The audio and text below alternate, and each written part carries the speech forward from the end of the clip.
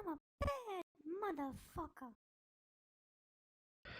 All right. So we have here a story about future president of the United States, Ron DeSantis. Yeah. Here comes Ron. Yeah. People have written him off this cycle, but don't sleep on Ron. He's catching up.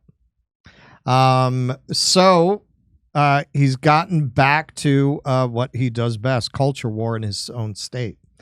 Florida Governor Ron DeSantis signs bill that bans children under 14 from having social media accounts. Florida Governor Ron DeSantis signed a bill on Monday that will prohibit children younger than 14 from joining social media in the state.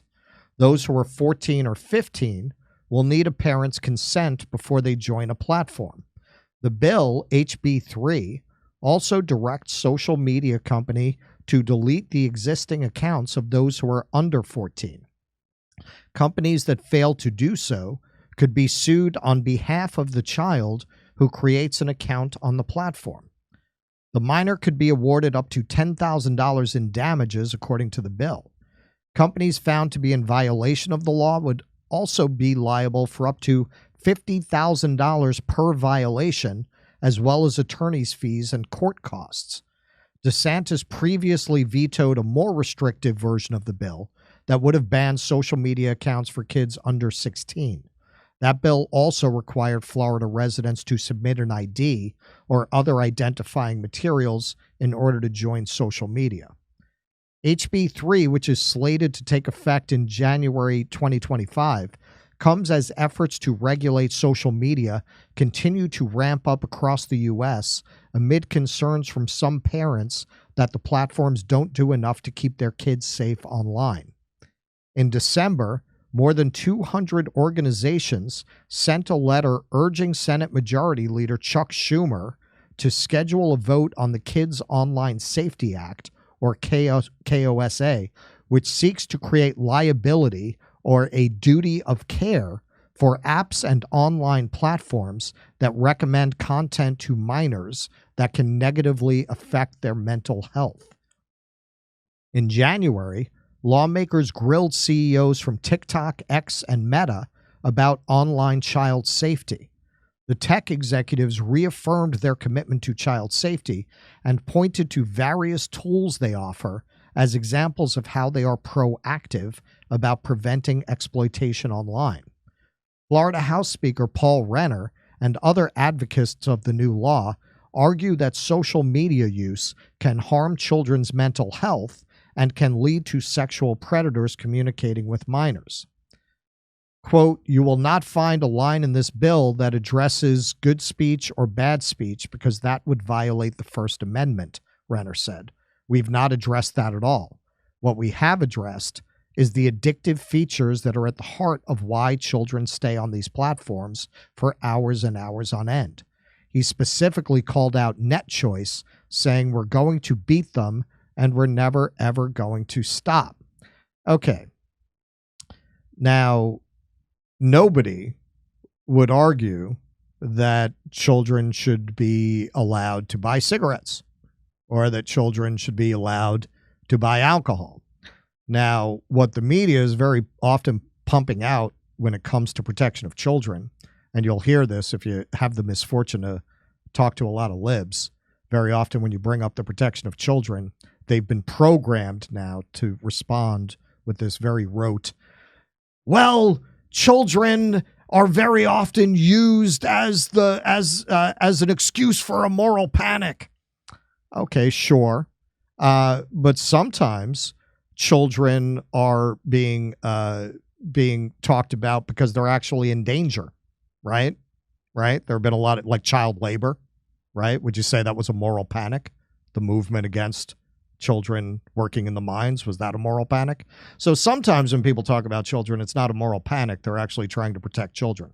So is there any basis for claiming that children shouldn't be on social media? Yes, actually. Yes, there is. That's the science that liberals are supposed to be so fond of. Social media can alter children's brains and impact mental health. This is a neuroscientist, and there have been many other studies like this. Neuroscientist Emma Durden says social media can alter children's brains and have negative impacts on their mental health. Quote, social media can impact the developing brain in very specific ways, Durden told CTV News Channel on Friday. We know social media can act on the brain's stress response system, but also the reward system of the brain.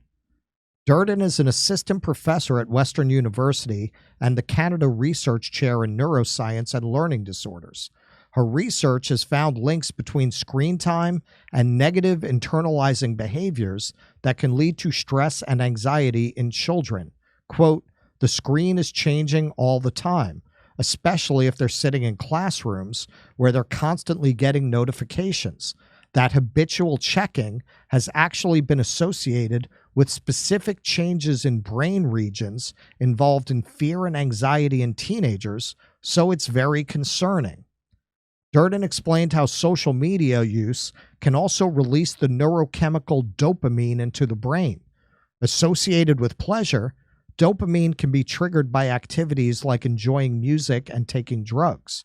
While we normally don't experience this kind of rush constantly in our everyday lives, social media can create a steady stream of rewarding feelings.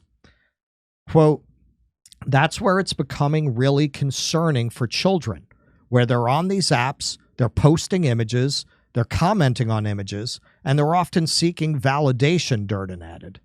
They can be spending a lot of time online and avoiding in-person social interactions, which can lead to loneliness and social isolation and could really underlie some of the mental health concerns associated with using social media. So to me, this is a no-brainer. This should not even be controversial. And it's also, if you look at how China has handled this, this is a really interesting example of where capitalism is not always best equipped, or maybe very often not best equipped, certainly Boeing is an example, to protect its citizens from harm, because there is this profit motive. And the question is America going to sacrifice the mental and psychological health of its children in order to protect the profits of Facebook and X and other social media companies? Because that's really what this comes down to. It is clearly damaging to children and teenagers to be exposed to social media. So you know what China did about it? They stopped it. Now, I believe it's under 8. You're not allowed to use your phone more than 40 minutes a day. Under 18, I believe it's 2 hours a day. No use between 10 p.m. and 6 a.m. That sounds about right to me. Like, they saw that this is damaging their children, and because of the kind of society they have, they were able to put a stop to it. Now, I have had my critiques of the Chinese system, as many people know, but I think that's an interesting example of where capitalism really just doesn't work. It doesn't work, because this is going to, maybe eventually they will pass a nationwide law like this once enough damage has been done. But by then, you're going to have a generation that is permanently neurologically impaired because we didn't want to interfere with Silicon Valley profits. Keaton? Well, yeah, and I think the other component to this too, because the concern about, whether this is a speech issue, obviously, you're talking about kids. So, kids don't obviously children don't have the same rights as adults because they are under the supervision of adults. But I ultimately think if this were to be broadened out, would actually make social media platforms a lot freer, because so many of the rules on social media have to do with content aimed at or produced by kids. If you feature children in a Right. video or you show a picture of someone else's kid, you know, I know on YouTube, something like 80% of YouTube censorship is around their child endangerment rule. Right. Which, yeah, they catch a lot of weirdos posting weird shit about kids, but they also catch a lot of content that's really not harmful to kids that they will censor because it falls under that umbrella in the mind of whoever happened to be working that day, right? And so if you just make it a sort of child-free environment, then you would, obviously, it would stands to reason, a lot of those rules would no longer exist anymore, and you'd actually have a freer space. You know, so YouTube has its own YouTube Kids app that you could install, and that's only child-friendly stuff on there, so kids can use that if they want to watch something, you know, on the show. But to actually section it off and say, okay, we operate on this platform, Facebook, Instagram, whatever, under the premise that only people of a certain age are on here in the first place, well, that allows you to operate much more freely on that site, because you don't have to necessarily worry as much, not nearly to the same extent that you do now. Is a child going to be exposed to this content? Because according to the rules, the children shouldn't be there anyway. So the people who are there get to operate a lot freer, right? If you go to a dive bar or, you know, a bar where they card people at the door and it's only 21-year-olds around, you know, can get in, that bar is a lot more fun than a bar than, you know, TGI Fridays, where you got families in there and people have to watch what they do and watch what they say. Right? The bar that cards people is always a freer environment for those who get in, right? Than the ones where, you know, you have, you know, families eating there. And so same kind of thing. I think ultimately it'll be good for the sites themselves. Yeah, this doesn't even go as far as I would go. Like, I would go China with this. Like, yeah, under 18, very limited use. And if they get parental consent, they can use it. What was that, at 14? Well, once they're 14, 15? I can't remember. Yeah, once they're 15, it's with a parent's permission. Right, exactly. Yeah. Right. So at that point, I mean, I don't even see what the objection would be. Even if you feel like that should be up to the parents, which I don't. We don't feel it's up to the parents whether the kid has cigarettes, right? I mean, this is something that has been proven to cause neurological damage. I mean, let's be honest. Maybe, I'm sure we have some people in the audience who have not really known or can not really remember a world without social media. But anyone who's old enough to have lived in a world without smartphones, yeah, man, it's fucking with your brain. You can tell. You can tell the difference. It's harder to concentrate on a very dense novel. And that's for somebody who didn't grow up with it. I mean, for me, I'm a reader, and it's harder for me to really concentrate on very dense material than it used to be, because you know what? Unless I put my phone somewhere, I'm looking at it. I'm looking at it because your brain has been trained that way. And I didn't grow up with that. I grew up without smartphones where I read all the time, and it's much harder to read now. So I can only imagine what this is doing to people who have never even known a world without that technology, who are growing up with it. And this isn't just anecdotal, as we showed. Scientifically, it is messing with the brain structure of kids.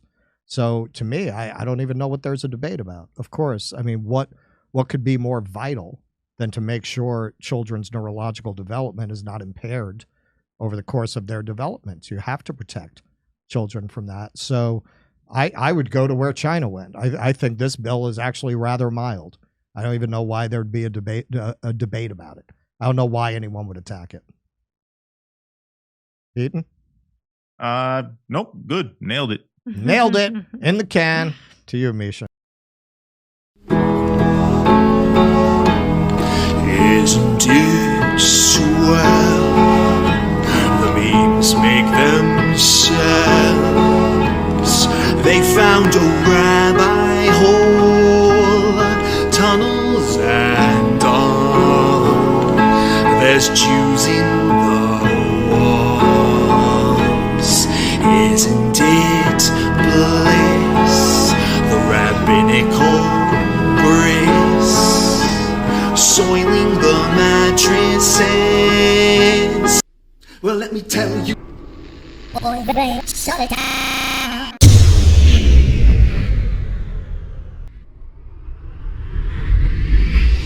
If if I were Rabbi Shmuley and diddle diddle diddle digga digga diddle diddle dum. All day long I'd diddle little bums. If I were a Shmuley man, I'd peddle all my dildos, dreidel dildos, selling dildos with my daughter and her mum. If I were a Jewish Shmuley man, I'd be digging with a dildo in my bum. I'd wear a grotesque nose and go grab some goyim right on the nipple with a pinch. A Shabbos lap dance brace for the youngest mensch. So I want to tell you about Field of Greens. Now, you're supposed to get 5 to 7 servings of fruits and vegetables, which I guarantee you I do not. But if you take this, you can get them. Take a scoop of this, you put it in water, you put it in a smoothie. When I put it in water, I like the way it tastes. Now, I say it tastes like iced tea and fresh cut grass, but in the best way possible, fresh cut grass. Like, really does. Like, I even like the smell of it. It smells great. You can smell it right here. I It's love wafting. it. You can smell it. It's going through the room right now. So this is Field of Greens. And if you're not getting your servings of fruit and vegetables, this is a great way to get it. So this is real fruit and vegetables selected. It's not chemicals or whatever. This is actual freeze dried, and you scoop it out just like this. Get a scoop of it, boom, you put it in. And I love the smell of it. Anyway, it's fantastic stuff. It's a great way to get your 5 to 7 servings of fruit and vegetables, which I do not get. But if you take this, you can get it.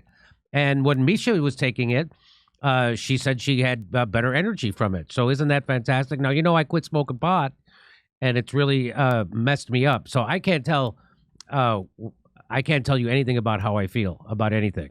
But it's an organic fruit and vegetable. This was medically chosen to support heart and vital organ health. So there you go. Field of Greens. And I'm going to give you, I got a deal for you. You want 15% off your first order and free rush shipping? Visit fieldofgreens.com. Use promo code Jimmy. That's promo code Jimmy at fieldofgreens.com. Fieldofgreens.com. Promo code Jimmy. 15% off your first order plus free rush shipping.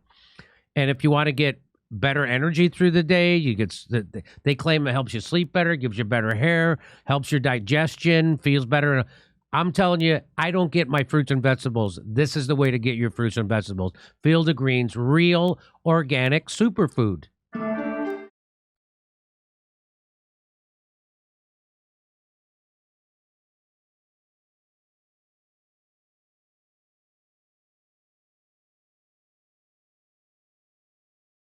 Hey, thanks for checking out our YouTube channel. Subscribe by clicking on that button down there for more AM Joy and the rest of MSNBC. And click on any of the videos right here to watch the latest interviews and highlights. And you can get more videos from MSNBC for free every day with our newsletter. Just visit